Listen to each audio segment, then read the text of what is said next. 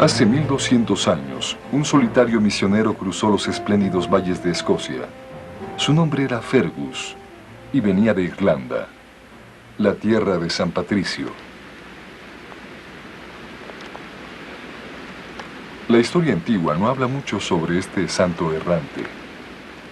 Únicamente nos dice esto: que Fergus trajo la doctrina cristiana a esta tierra en donde encontró un reino pagano, el de los Pictos, que en latín significa los pintados, uno de los grupos más poderosos que colonizaran Escocia. Los monumentos de piedra y las cruces son prueba de su existencia y de sus raíces celtas. Hay magníficos ejemplos de reliquias pictas en la aldea de Glamis. La más famosa es esta colosal piedra cuyas figuras entrelazadas bien pueden representar el emblema de una familia o el encuentro del cristianismo con la tradición pagana.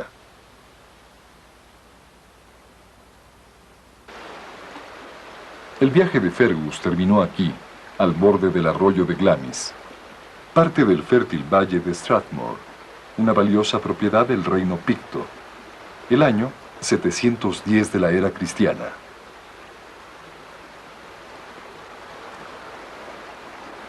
Aquí el mensaje del misionero fue bien recibido. En poco tiempo fundó una iglesia y la gente escuchó su palabra. El número de conversos aumentó. La leyenda cuenta que Fergus, quien sería canonizado, bautizó a muchos en la orilla del río. Este pozo lleva su nombre.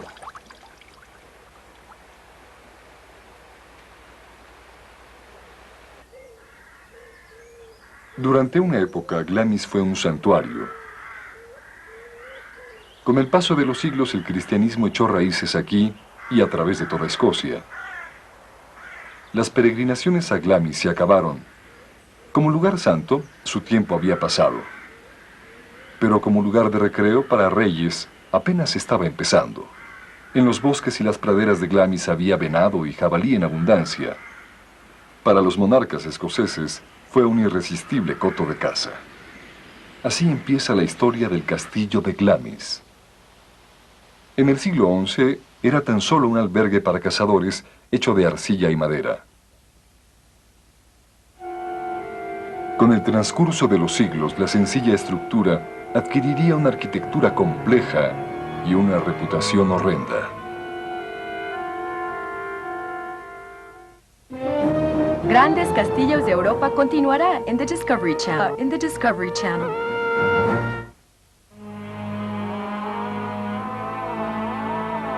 Aquí William Shakespeare encontró los personajes y el escenario para un relato de ambición desmedida, la tragedia de Macbeth. El castillo resuena con la historia de Macbeth. La leyenda dice que su abuelo Malcolm, un rey escocés del siglo XI, fue asesinado aquí.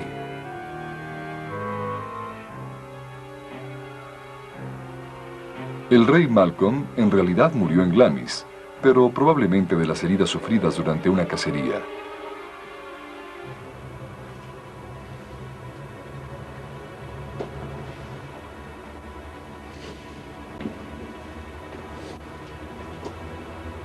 En la tragedia de Shakespeare, Macbeth mata a su primo hermano, el rey Duncan, para apoderarse de la corona escocesa.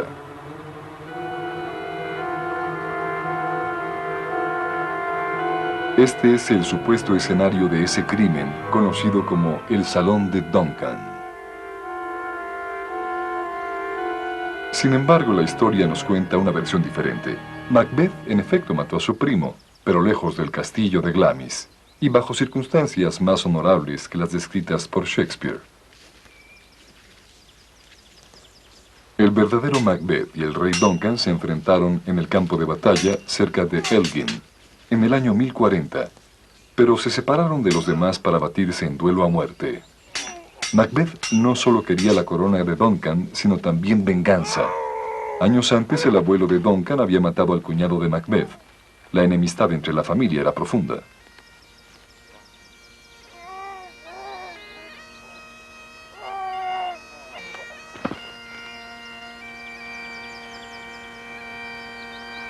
Se hizo aún más profunda con la muerte de Duncan. Así era la época de una turbulenta y joven Escocia, donde ningún desaire entre familias nobles quedaba sin castigo. Las hostilidades entre los clanes perduraron por siglos.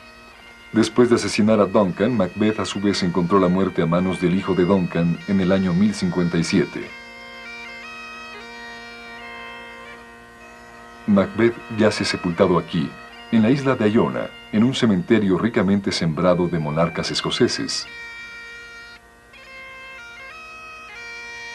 Comparte su última morada con el rey Roberto II.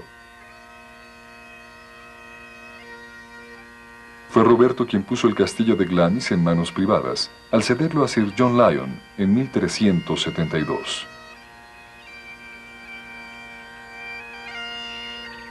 Cuatro años más tarde, Sir John consolidó sus favores con el rey al casarse con su hija Joanna. La familia Lyon jugaría un papel importante en la historia de la realeza escocesa y viviría en el castillo de Glamis hasta la fecha.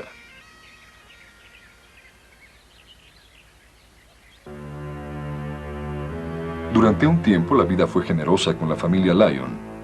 Amasó gran riqueza y poder. Pero la tragedia pronto manchó los muros del castillo. Un fantasma fue el producto de esa tragedia, la Dama Gris, cuyo espíritu atormentado y el recuerdo de un horrendo suceso vagan por el castillo hasta el presente. Cuentan que la Dama Gris es el fantasma de Lady Glamis, quien murió en 1540. Fue brutalmente asesinada, víctima del odio acérrimo de un obsesionado rey escocés, Jacobo V. Jacobo era el último de los reyes católicos escoceses y líder en la lucha de independencia contra Inglaterra. Pero también era un alma solitaria y amargada. Con frecuencia Jacobo aliviaba su soledad escapando disfrazado a los bosques en busca de la compañía de gitanos y vagabundos.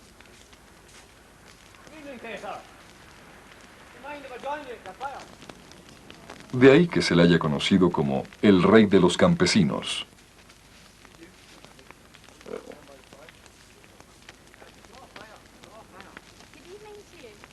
Entre sus súbditos más pobres, Jacobo encontró consuelo en los brazos de una mujer. Pero es difícil sentir compasión por el monarca en vista de su crueldad.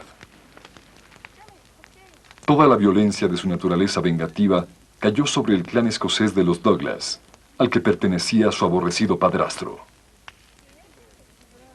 Tan profundo era el odio que Jacobo sentía por su padrastro, que juró exterminar a los Douglas de Escocia.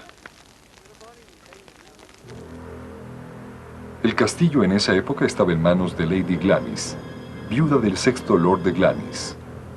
Su nombre de soltera era Janet Douglas, miembro del clan Douglas. Jacobo acusó a Lady Glamis de brujería y fue condenada a morir en la hoguera.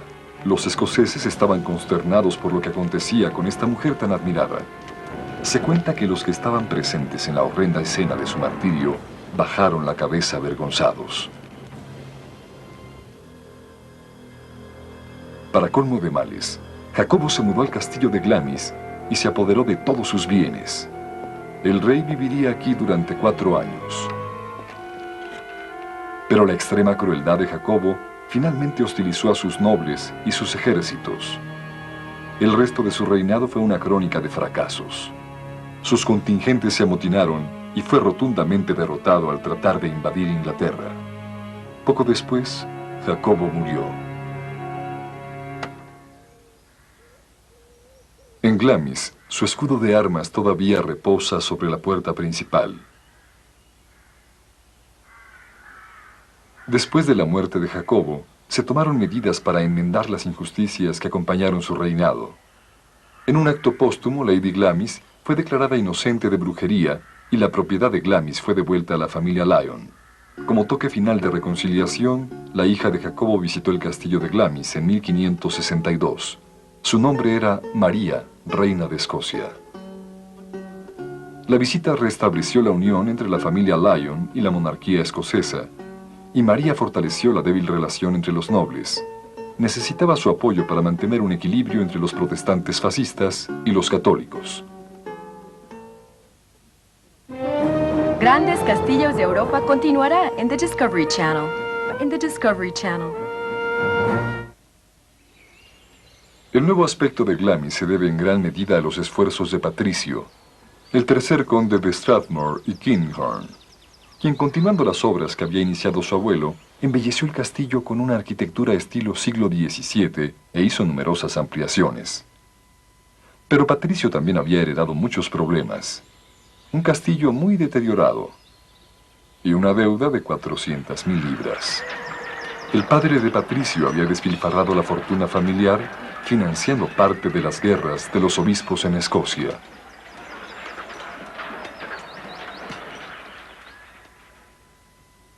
Pero Patricio, cuyas dotes de administrador contrastaban con su caprichosa forma de vestir, restauró tanto la fortuna de la familia como el castillo. Aseguró sus finanzas, en parte adquiriendo capital o ganado. La cría de ganado era una idea revolucionaria en Glamis, pero resultó ser bastante lucrativa. Con el tiempo, estas reses financiaron la reconstrucción del castillo.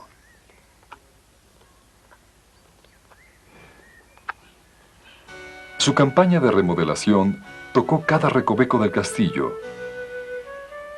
Entre sus numerosas ampliaciones y composturas, Patricio elevó la torre central a nuevas alturas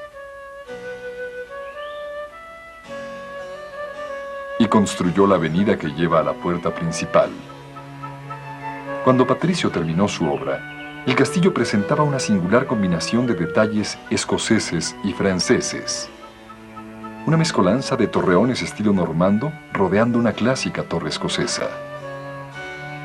Pero a pesar del encanto estético de Glamis, Patricio asumió una actitud humilde respecto a sus maravillosos esfuerzos de reconstrucción.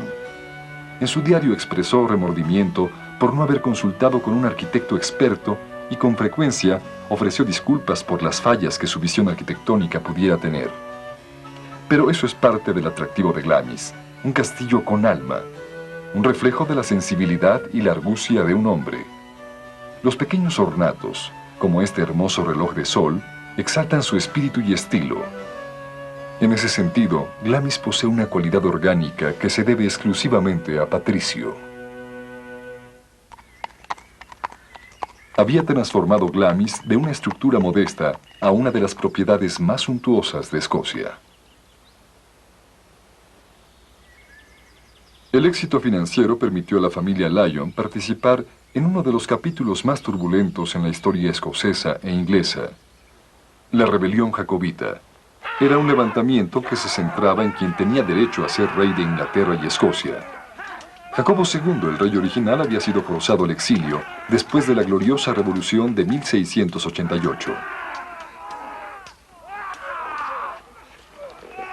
Los que apoyaban a Jacobo y sus descendientes se llamaron jacobitas. Querían restaurar a los Estuardo al trono y lanzaron una campaña de guerrillas que duraría 60 años.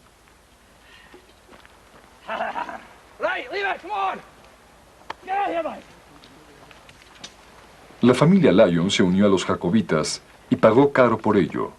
John, el quinto conde, fue muerto en batalla en 1715.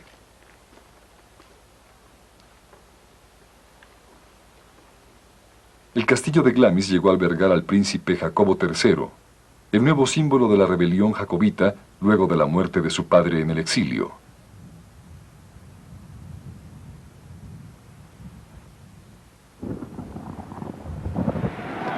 Sin embargo, el movimiento jacobita finalmente fue reprimido en la batalla de Culloden en 1745. Su carácter político fue sustituido por un sentimiento inofensivo. Cualquier indicio de mala voluntad hacia Inglaterra pronto desapareció de Glamis, cuando un importante matrimonio estableció linajes entre la familia escocesa Lyon e Inglaterra. En 1767, John Lyon, noveno conde de Strathmore, se casó con una mujer inglesa de gran alcurnia, Mary Bowes. Sobre la chimenea de este salón, los cardos entrelazados de Escocia y las rosas de Inglaterra simbolizan la unión entre dos países y dos familias.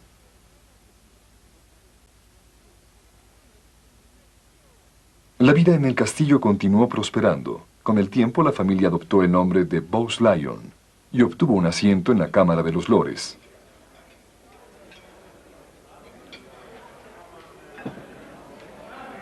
En En el mundo moderno, la familia Bowes-Lyon representó todo lo que era prominente y apropiado. El arquetipo de la aristocracia británica, 100 años después de su pasado revolucionario.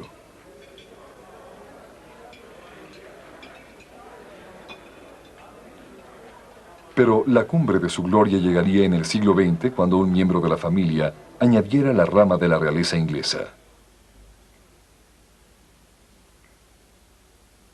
Sobre una pared del comedor, un retrato revela parte de este vínculo real. La dama sentada es la condesa Nina Cecilia Cavendish Venting, quien vino a vivir a Glamis después de casarse con el 14º conde de Strathmore. Un día llegaría a ser una abuela famosa. Su nieta, una reina de Inglaterra. La alcoba de la condesa, tal como estaba a principios de siglo. Esta era su cama con pabellón.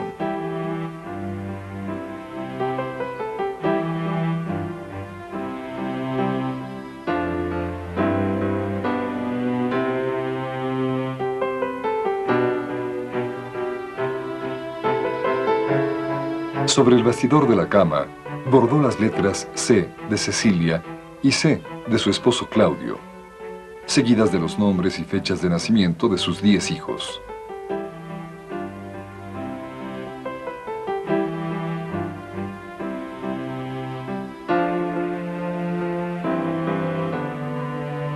La menor, Isabel. ¿Qué fue de Isabel, esta adorable mujer de dulce mirada? Pues se casó, tuvo hijos y se convirtió en la reina madre. Glamis, de hecho, es el hogar de niña de la reina madre, este jardín italiano, su parque de juegos. En el salón de billar, entre espléndidos y raros tapices, la joven Isabel atendió a los soldados heridos durante la Primera Guerra Mundial. La habitación había sido acondicionada como un pabellón de hospital.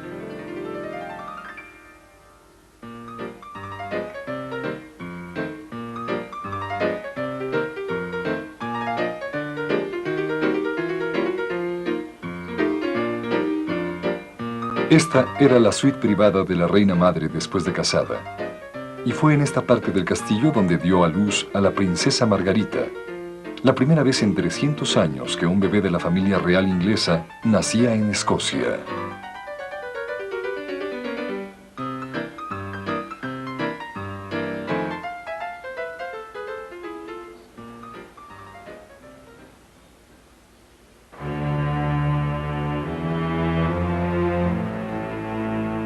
Pero en medio de los triunfos y alegrías de Glamis, un aire de misterio aún cubre el castillo. Los relatos hablan de oscuros secretos del pasado.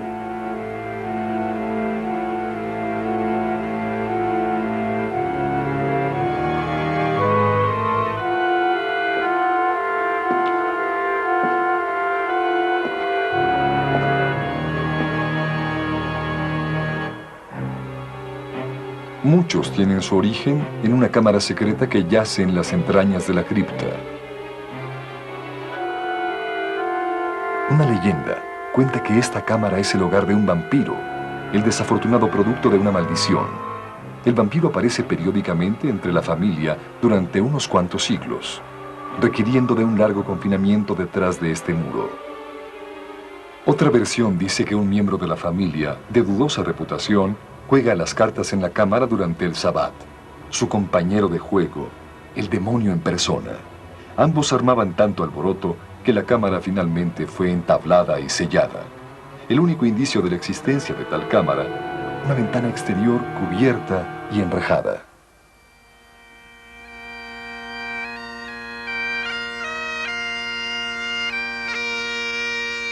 Dicen que otros visitantes del infierno vagan por los salones del castillo, se asoman por las ventanas y sorprenden al turista.